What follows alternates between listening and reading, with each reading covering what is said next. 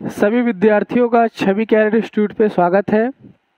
आज हम लोग मूल विधि में एक नए अधिनियम के बारे में देखते हैं।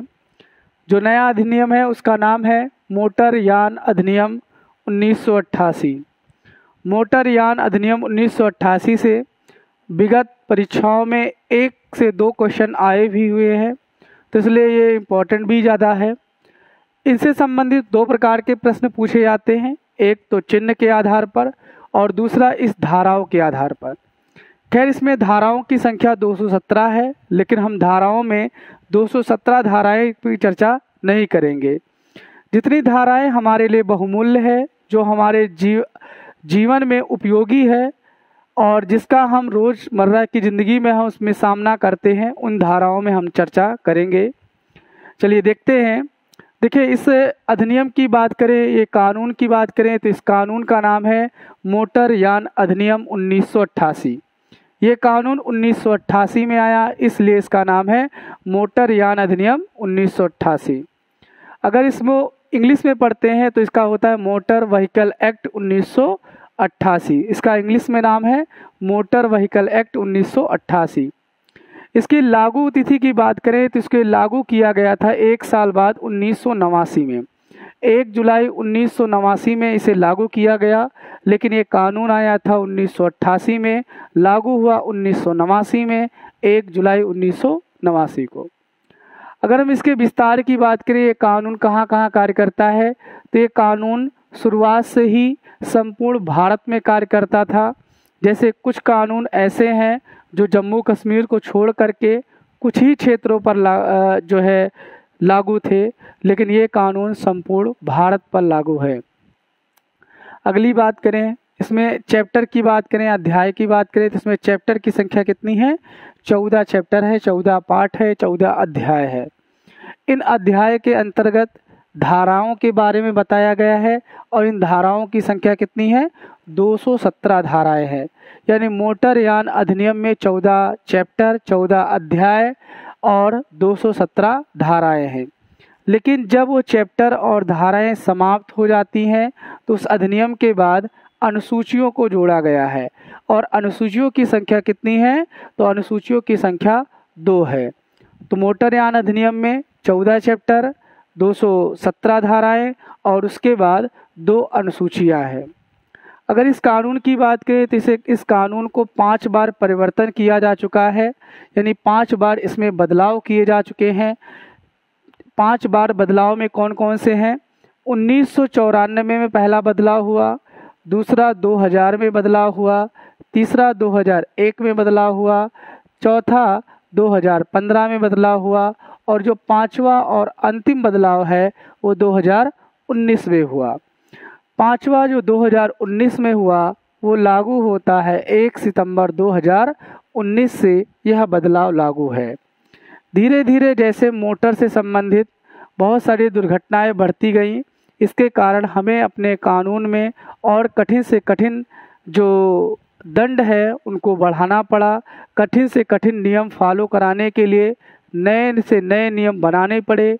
इसलिए हमने अपनी इस कानून में, इस अधिनियम में हमने 5 बार संशोधन किए हैं और जो 5वां संशोधन है वो हमने 2019 में किया है और जो हमने पहला संशोधन किया था वो 1994 में किया था। तो इस प्रकार इस कानून में 5 बार संशोधन किए जा चुके हैं। जिसमें से अगर हम धारा 1 की बात करें जो अध्याय 1 के अंतर्गत आता है, धारा 1 में इसके नाम है और विस्तार के बारे में बताया गया है। नाम जैसा कि हमने पहले ही लिखा है मोटर यान अधिनियम 1988, तो ऐसे इसका नाम क्या है? मोटर यान अधिनियम 1988 है। विस्तार की बात करें तो इसका विस्तार है संपूर्ण भारत। संपूर्ण भारत जम्मू कश्मीर को लेकर के, जम्मू कश्मीर में ही शुरुआत करके कह सकते हैं, या जम्मू कश्मीर पूरा लेकर के संपूर्ण भारत में ये कानून लागू है। अगर हम लागू तिथि बताएं तो वो तिथि है 1 जुलाई 1989। 1 जुलाई 1989 को संपूर्ण भारत में ये कानून लागू होता है। अब हम देखते हैं धारा 2 के बारे में। धारा 2 का संबंध किससे है? धारा 2 के बारे में देखते हैं। तो धारा 2 में क्या है? धारा 2 में परिभाषाएं दी गई हैं। धारा 2 की जो पहली एक ए है, इसमें जैसे कई बड़े शहर हैं उनमें आप देखते होंगे ऑनलाइन गाड़ी बुक होती है। इसमें ओला है, उबेरा है और सारी हैं गाड़ियां जो बुक होती हैं, जिसको आपको जो है अंतिम मार्ग तक लेके जाती हैं, मतलब जहां तक आपको जाना रहता है वहां तक लेके जाती है। वो जो सुविधा है उसमें ओला, उबेरा, इन सब की चीज़ की परिभाषा दी गई है, पहले एक में दी गई है। और दूसरा है 12A में, ये 2019 में जोड़ा गया, इसे स्वर्णिम घंटा। स्वर्णिम घंटा क्या है? जैसे किसी भी व्यक्ति का एक्सीडेंट हो जाता है, यदि आप उसे जिस समय एक्सीडेंट होता है उस समय से 1 घंटे के दौरान आप उसे अस्पताल पहुंचा देते हैं तो उसकी जान जो है वो बच सकती है। तो इस घंटे को जो है उसको परिभाषित किया गया है स्वर्णिम घंटा। जैसे कि अगर हम दिल्ली सरकार की बात करें तो दिल्ली सरकार, अगर मान लीजिए कहीं पर किसी का एक्सीडेंट हो जाता है, आप 1 घंटे के भीतर उस व्यक्ति को अस्पताल पहुंचाते हैं, सेवा करते हैं, तो दिल्ली सरकार इसके तहत आपको कुछ न कुछ उपहार देती है। तो इस घंटे को क्या कहा जाता है? स्वर्णिम घंटा कहा जाता है। ऐसी धारा 2 में है, 12वां ए पॉइंट है। फिर है इसमें 16वां पॉइंट की बात है अगर, तो धारा 2 के अंतर्गत परिभाषा में 16वां जो पॉइंट है उसमें भारी माल वाहन के बारे में बताया गया। अब भारी माल वाहन कौन से होंगे?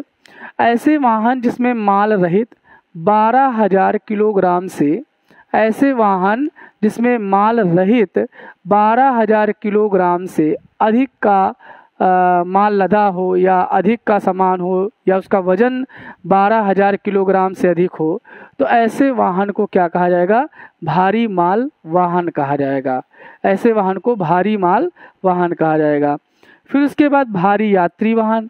भारी यात्री वाहन, तो भारी यात्री वाहन जैसे जानते होंगे बस वगैरह है, जो ये भारी यात्री वाहन में आता है। ये वाहन कौन से होंगे? तो ऐसे वाहन जो 1200 किलोग्राम से अधिक का हो और इसमें माल रहित, यानी इसमें माल ना हो या कोई बैठा ना हो, अगर उसका हम वजन करें तो 1200 किलोग्राम से अधिक का ना हो, तो ऐसे वाहन को क्या कहा जाएगा? भारी यात्री वाहन कहा जाएगा। अब भारी यात्री वाहन में जैसे आप जानते होंगे बस वगैरह है, बस ये जो है बस वगैरह, मिनी बस वगैरह, ये सब आते हैं। अगर हम भारी माल वाहन की बात करें तो इसमें आता है ट्रक वगैरह, ये सब डंपर वगैरह, ये सब आ जाता है। फिर उसके बाद हल्का मोटर वाहन क्या होता है? तो हल्का मोटर वाहन जैसे लाइट मोटर व्हीकल। तो हल्का मोटर वाहन क्या है? जैसे आप जानते होंगे बाइक है, कार है, ट्रैक्टर है या ई रिक्शा है, ये सभी हल्का मोटर वाहन आते हैं। और इनमें क्या कहा जाता है कि इसमें जो वजन होगा, इस वाहन का जो वजन होता है वो 7500 किलोग्राम से कम होता है। 7500 किलोग्राम से कम इस वाहन का वजन होता है। इसमें कार वगैरह आते हैं, ट्रैक्टर है, ये सभी चीज़ें आती हैं। इसके लिए जब आपको लाइसेंस बनता है तो लाइसेंस के पीछे जानते होंगे लिखा होगा LMB लिखा होता है। LMB का अर्थ हुआ कि आप जो हैं कौन सी गाड़ियाँ चला सकते हैं? ऐसी गाड़ियाँ चला सकते हैं जिनका वजन जो है वो 7500 किलोग्राम तक है। जिनका वजन 7500 किलोग्राम तक है, ऐसी गाड़ियों को आप चला सकते हैं। जैसे कार, ट्रैक्टर, ये सभी चीज़ें जो है, ई रिक्शा है, इनको चलाने के लिए आपको जो लाइसेंस मिलेगा उसके पीछे क्या लिखा होगा? LMB जो है लाइसेंस चाहिए। लेकिन अगर आपको हैवी लाइसेंस चाहिए, यानी जैसे आप जानते होंगे हैवी लाइसेंस से बाद में बनता है, जो हैवी लाइसेंस के लिए आप जब चलाएंगे तो उसमें आप ट्रक वगैरह चला सकते हैं, और वो ट्रक जो होगा या हम कह सकते हो जो भारी वाहन होगा वो 12,000 किलोग्राम से अधिक का होगा। फिर उसके बाद आता है धारा 3 के बारे में। धारा 3 में ये कहा गया है ड्राइविंग लाइसेंस अनिवार्य। ड्राइविंग लाइसेंस अनिवार्य का मतलब कि जैसे सरकार द्वारा आपको एक लाइसेंस जारी किया जाता है मोटरयान चलाने के लिए, अगर आपके पास नहीं है तो आपको इसके लिए सज़ा भी दी जाएगी। और सज़ा किस धारा में है? धारा 182 में है। यदि आपके पास ड्राइविंग लाइसेंस नहीं है, अनिवार्य है जो हिस्सा, अगर आपके पास नहीं है तो आपको 5,000 रुपये तक का जुर्माना देना पड़ेगा, यदि आपके पास लाइसेंस नहीं है। फिर उसके बाद अगर धारा 4 की बात करें तो धारा 4 में कहा गया है ड्राइविंग के लिए आयु। अब कितने साल वाले ड्राइव कर सकते हैं? तो इसमें 3 श्रेणी बताई गई है, एक 16 साल, एक 18 साल और एक 20 साल। 16 साल में ये बताया गया है कि जो 16 साल का व्यक्ति है वो 50 सीसी से कम का वाहन चला सकता है और उसमें गियर नहीं होगा। यानी 50 सीसी से कम का वाहन चलाएगा उसमें गियर नहीं होगा। लेकिन अगर आपको 50 सीसी से ज़्यादा का वाहन चलाना है, इसमें गियर भी हो, तो उसके लिए आपकी उम्र कितनी होनी चाहिए? 18 साल होनी चाहिए। अब ये 18 साल होनी चाहिए, जैसे 50 सीसी का ज़्यादा है या उसमें गियर भी है तो उसमें 18 साल आपकी उम्र होनी चाहिए। अगर आपको परिवहन वाहन चलाना है, जैसे भारी वाहन में चलाना है, जैसे ट्रक वगैरह चलाना है, तो आपके लिए जो है उम्र की समय सीमा बताई गई है 20 साल। अगर आप 20 साल के हुए तो आप परिवहन वाहन चला सकते हैं। चलिए अब हम अगली धारा के बारे में देखते हैं। अगली धारा है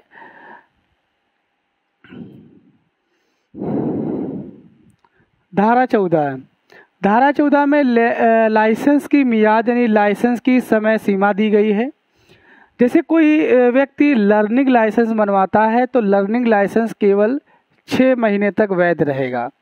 यानी लर्निंग लाइसेंस जो है वो 6 महीने तक वैध रहेगा। फिर आपको उस लर्निंग लाइसेंस को बदल करके पूरी तरीके से डीएल बनवाना पड़ेगा आपको। फिर उसके बाद अगर परिवहन लाइसेंस बनवाता है, जैसे परिवहन लाइसेंस यानी आप कोई बस वगैरह चलाते हैं, आप उसके लिए बनवाते हैं कोई लाइसेंस, जिसे परिवहन लाइसेंस कहा जाता है। तो परिवहन लाइसेंस जो आपका बनेगा वो 5 साल के लिए बनेगा। जो पहले था, पहले वो 3 साल के लिए था, लेकिन वर्तमान में वो केवल 5 साल के लिए आपको परिवहन लाइसेंस मिलेगा। फिर आपको रिन्यू कराना पड़ेगा, फिर 5 साल के लिए बढ़ जाएगा। फिर उसके बाद अगर हम खतरनाक वाहन की बात करें, खतरनाक वाहन जैसे कोई गैस ले जाने वाले वाहन है, पेट्रोल ले जाने वाले वाहन है, या अन्य विस्फोटक पदार्थ जो हैं उसको एक स्थान से दूसरे स्थान ले जाने वाले वाहन हैं, तो इनको जो चलाने के लिए जो व्यक्ति होता है उसे खतरनाक वाहन वाला लाइसेंस चाहिए होता है। और उस लाइसेंस की जो समय सीमा होती है वो 3 साल तक होती है। 3 साल तक होती है, और जो पहले 1 साल तक थी, वर्तमान में केवल 3 साल तक होती है। अगली बात करें कि अगर वो उस व्यक्ति की उम्र 30 से 50 साल तक है तो उसका जो लाइसेंस बनेगा वो आगे 10 साल के लिए बनेगा। जैसे कि आप बनवाए होंगे लाइसेंस तो उसमें देखे होंगे सभी का लाइसेंस जो है एक लिमिट आधार पर नहीं बताया जाता है। जैसे मान लीजिए किसी की उम्र कम है तो उसका लाइसेंस जो है ज़्यादा दिनों तक बनता है, और किसी की उम्र ज़्यादा है तो उसका लाइसेंस कम दिनों तक बनता है। और आपको जो लाइसेंस मिलेगा वो केवल 60 साल तक मिलेगा। यानी 60 साल से ऊपर वाले अगर हो जाएंगे आप, 60 साल से ज़्यादा आयु वाले हो जाएंगे तो आपको लाइसेंस नहीं मिलेगा। और अगर लाइसेंस नहीं मिलेगा तो आप कोई भी गाड़ी या कोई भी मोटरयान आप चला नहीं सकते हैं। अगर आप चलाते हैं तो ये जो है कानूनन जुर्म माना जाएगा। अगर आप 50 से 55 साल के बीच में है तो आपको 5 साल के लिए लाइसेंस मिलेगा, और 5 साल के लिए लाइसेंस बनेगा तो इसका मतलब वो 60 साल तक पूरा हो जाएगा। फिर उसके बाद धारा 183 की बात करें तो धारा 183 में तेज रफ्तार से गाड़ी चलाने के बारे में बताया गया है। यदि कोई व्यक्ति अपनी नियमित समय सीमा से तेज रफ्तार से गाड़ी चलाता है तो पहले उसे 400 रुपये जुर्माना देने पड़ते थे, लेकिन वर्तमान में उसे 1000 रुपये जुर्माना देने पड़ेंगे। जैसा कि आप जानते होंगे शहरों में भी और जो हाईवे पर भी जो बहुत सारे यातायात संकेत लगे होते हैं, उन संकेतों में ये लिखा होता है कि निर्धारित समय सीमा इतनी है। यानी मान लीजिए 60 किलोमीटर प्रति घंटा है तो आप 60 किलोमीटर प्रति घंटा से ज़्यादा आप तेज़ उस पर गाड़ी नहीं चला सकते हैं। यदि आप चलाते हैं तो आप इसे तेज़ रफ्तार गाड़ी चलाने के लिए आपको 1000 रुपये तक का जुर्माना देना पड़ सकता है। अगली बात है 185 धारा की बात करें। यदि कोई भी व्यक्ति नशे में शराब पीकर गाड़ी चलाता है तो अगर नशे में शराब पीकर गाड़ी चलाता है तो जो पहले 2000 रुपये जुर्माना था, लेकिन वर्तमान में इसमें 10,000 रुपये तक का जुर्माना कर दिया गया है। और यदि मान लीजिए कि उसने कोई एक्सीडेंट कर दिया है या मतलब कदाचित अवस्था में है तो उसे 6 महीने तक की सज़ा भी हो सकती है। फिर उसके बाद देखिए धारा 184 की बात करें तो धारा 184 में बताया गया है खतरनाक तरीके से गाड़ी चलाना। अगर कोई खतरनाक तरीके से गाड़ी चलाता है, जैसे कि आप जानते होंगे बहुत सारे जो रेस करते हैं गाड़ी को पूरी तरीके से झुका देते हैं, फिर उसके आधार पर चलाते हैं जिससे किसी की दुर्घटना भी हो सकती है। तो उसके लिए क्या है, पहले 1,000 रुपये तक का जुर्माना था, लेकिन वर्तमान में उसमें 5,000 रुपये तक का जुर्माना हो चुका है और उसके लिए 6 महीने की सज़ा भी हुई है। लेकिन अगर आप जो है खतरनाक तरीके से गाड़ी चलाते हैं तो आपको 5,000 रुपये तक का जुर्माना और 6 महीने की सज़ा दोनों भी हो सकती है, और हम कह सकते हैं एक भी हो सकती है। तो इसमें आप देखे रहिएगा, दोनों चीज़ें हो सकती है। और एक चीज़ और भी है, आपका लाइसेंस भी कुछ दिन तक रोका जा सकता है, यानी आपको कुछ दिन तक आपके लाइसेंस को जब्त किया जा सकता है। अगर आपके लाइसेंस को जब्त किया जा सकता है तो आप गाड़ी नहीं चला पाएंगे। फिर अगली धारा की बात करें हम, अगली धारा है हमारी,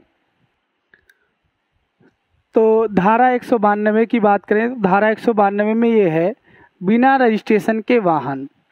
जैसे आप जानते होंगे, अगर नई गाड़ी खरीदते हैं तो उस पर कोई नंबर नहीं पड़ा होता है, यानी इसका मतलब है कि परिवहन विभाग में उस गाड़ी का कोई रजिस्ट्रेशन नहीं होता है। लेकिन जब वो रजिस्ट्रेशन करा दिया जाता है तो रजिस्ट्रेशन 15 साल के लिए मान्य होता है। 15 साल के बाद आपको उसका रजिस्ट्रेशन का रिव्यू कराना पड़ता है, यानी दोबारा उसको बताना पड़ता है सरकार को। उस रजिस्ट्रेशन नंबर के तहत उस रजिस्ट्रेशन में जो सरकार के पास आपके गाड़ी से संबंधित जुड़े हुए सभी आंकड़े होते हैं। आपकी गाड़ी कितने वज़न की है, किस कलर की है, कितना वज़न है, क्या उसकी बनावट है, सारी चीज़ें उसमें लिखी रहती हैं। तो वो रजिस्ट्रेशन केवल 15 साल के लिए मान्य होता है और फिर दोबारा आपको रजिस्ट्रेशन कराना पड़ता है। तो अगर बिना जो है परमिट के या बिना रजिस्ट्रेशन के आप गाड़ी चलाते हैं तो ये कानूनन जुर्म माना जाता है। फिर अगली बात है कि 194 भी, जैसे आप जानते हैं जो 4 व्हीलर गाड़ियाँ होती हैं उनमें सेफ्टी के लिए सीट बेल्ट का प्रयोग होता है। यदि आप सीट बेल्ट का प्रयोग नहीं करते हैं तो आपको 1,000 रुपये तक का जुर्माना भरना पड़ सकता है। तो उसमें जो सीट बेल्ट होता है, अगर आप प्रयोग नहीं करते हैं तो आपको 1,000 रुपये तक का जुर्माना भरना पड़ता है। फिर धारा 189 में बताया गया है कि जैसे कहीं पर भी रेस प्रोग्राम है, दौड़ प्रोग्राम है, इसके लिए आपको सरकार से परमिशन लेने की आवश्यकता होती है। लेकिन आप रेस करा रहे हैं और सरकार से परमिशन नहीं लिए हैं तो एक प्रकार से कानूनन जुर्म है, और जिसके लिए आपको 5,000 से लेकर 10,000 रुपये तक का जुर्माना या सज़ा हो सकती है। अगली बात करें, अगली धारा है 194। 194C में जैसे बहुत सारे देखे होंगे कि एक बाइक पर 2 से ज़्यादा लोग, 4 लोग, 5 लोग बैठे रहते हैं। तो 2 से ज़्यादा लोग अगर आप बैठाते हैं अपनी बाइक पर तो आप एक कानूनन जुर्म कर रहे हैं, जिसके लिए आपको 1,000 रुपये तक का जुर्माना देना पड़ सकता है, या 3 महीने तक आपका जो DL यानी ड्राइविंग लाइसेंस है वो जब्त हो जाएगा। फिर अगली बात करें, धारा 194E की बात करें तो धारा 194E जो है अभी इसमें जोड़ दिया गया है। इसमें ये कहा गया है कि जैसे कोई एम्बुलेंस है, यानी कोई भी आपातकालीन सेवाओं के जो गाड़ियां हैं, या हम कह सकते हैं कि कोई एम्बुलेंस है, पुलिस है, या दमकल विभाग का है, फायर ब्रिगेड है, तो इन गाड़ियों को यदि आप रास्ता नहीं देते हैं तो आपको 10,000 रुपये तक का जुर्माना देना पड़ सकता है, और या तो आप 6 महीने की सज़ा हो जाएगी। तो आपातकालीन गाड़ियों को अगर आप रास्ता नहीं देते हैं तो आप धारा 194E का उल्लंघन कर रहे हैं, और इसके लिए आपको 10,000 रुपये तक का जुर्माना या 6 महीने की सज़ा हो जाएगी। अगली बात करें धारा 178 में। धारा 178 में क्या है कि आप बिना टिकट यात्रा करते हैं तो आप 500 रुपये तक का जुर्माना हो सकता है। जैसे बहुत सारे लोग हैं जो सरकारी बस है उसमें बैठ जाते हैं और आप टिकट नहीं लेते हैं, फ्री जाना चाहते हैं, तो आप क्या है एक कानूनी जुर्म कर रहे हैं। और आप जानते होंगे हर सरकारी बस में एक जो स्टिकर लगा होता है उसमें लिखा होता है बिना टिकट यात्रा करना दंडनीय अपराध है। तो बिना टिकट यात्रा करना 178 धारा के अंतर्गत दंडनीय अपराध है। इसके तहत आपको 500 रुपये तक का जुर्माना हो सकता है। फिर उसके बाद धारा 196 की बात करें, जैसे सभी गाड़ियों में बीमा होते हैं, यदि आप अपनी गाड़ी के बीमा नहीं कराए हैं तो आप 2,000 रुपये तक का जुर्माना या 3 महीने की सज़ा हो सकती है। तो इस प्रकार धाराओं से संबंधित क्वेश्चन आते हैं परिवहन विभाग में जो यातायात से संबंधित कानून में, और यातायात से संबंधित कानून में एक प्रकार से और क्वेश्चन आते हैं जो यातायात संकेत के बारे में होते हैं। तो अब हम देखते हैं यातायात संकेतों के बारे में। तो यातायात संकेत की बात करें, यातायात संकेत यानी आशा किया जाता है कि आप यातायात संकेत का प्रयोग करेंगे और जहां ज़रूरत होगी वहां पर सरकार द्वारा यातायात संकेत को प्रदर्शित भी किया जाएगा। इसमें पहला है कि जैसे एक गोल बना होगा और इसमें कट का निशान होगा, इसमें मैन लिखा हो, मैन बना होगा, तो इसका मतलब यहाँ पे आदमी नहीं आ सकते या आदमी नहीं चल सकते इस पे। अगर जो कट का निशान में मान लीजिए यहाँ पे गाड़ी है, कोई गाड़ी बनी है और कट का निशान है, तो इसका मतलब इस रोड पर गाड़ी नहीं चल सकती। फिर ऐसे लिखा होगा, ऐसे बना होगा, तो इसका मतलब है कि यहाँ पे जो ऊंचाई वाले वाहन हैं वो 3.5 मीटर ऊंचाई वाले वाहन ही जा सकते हैं। जैसे कि आप जानते होंगे, जैसे रेल होती है, उसमें आपको बिजली वाली रेल होती है, तो वहाँ पे बाहर ही अवरोधक लगा दिया जाता है कि उतनी ऊंचाई से ज़्यादा वाहन उसमें प्रवेश नहीं कर पाएँ।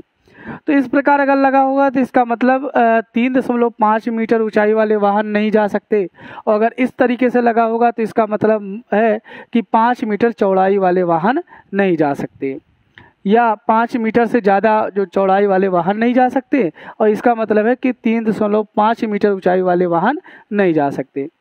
अगर ऐसे गोल गोल बना होगा तो इसका मतलब ये है कि आगे घूमकर मुड़ना है, यानी घुमावदार रास्ता है। अगर ऐसे बना होगा तो इसका मतलब हुआ कि आगे 2 मोड़ हैं, एक दाएं की तरफ है, एक किधर है, बाएं की तरफ है। अगर ऐसे बना हुआ तो इसका मतलब है एक रोड गई है और उस रोड से एक ऐसे रोड आई है, यानी कुल मिलाकर वो रोड टी जंक्शन का निर्माण कर रही है। अगर इस तरीके से बना होगा, ये लाइनें बनी होंगी, तो इसका मतलब आगे क्या है, रेलवे क्रॉसिंग है। अगर ये गाड़ी बना होगा और इसके बाद ऐसे फिसलन टाइप का होगा, तो इसका मतलब ये है कि यहाँ पे गाड़ी आपको धीरे धीरे चलाना है, गाड़ी फिसल सकती है। फिर इसके बाद अगर जैसे अवरोधक लगे होंगे ऐसे छोटे छोटे ऊपर ऊपर, तो इसका मतलब होता है कि ऊबड़ खाबड़ रास्ता, यानी रोड सही नहीं है। अगर ऐसे बना होगा तो इसका मतलब ये हुआ कि आपका जो रोड है वो एकदम वाई शेप में है, यानी वाई जंक्शन है। फिर ऐसे मतलब 6 भुजा वाला बना होगा और 6 भुजा वाला पूरा रेड कलर से रंगा होगा, तो इसका मतलब ये है कि स्टॉप, यानी आपको रुकना है, आगे नहीं जाना है। फिर उसके बाद ऐसे लिखा होगा, गोल गोल बना होगा, इसमें अंदर बस बनी होगी, तो इसका मतलब हुआ कि आगे बस डिपो है। फिर उसके बाद ऐसे 4 भुजाओं वाला बना होगा, ये ऐसे काट के, तो इसका मतलब हुआ कि आगे क्या है, चौराहा है।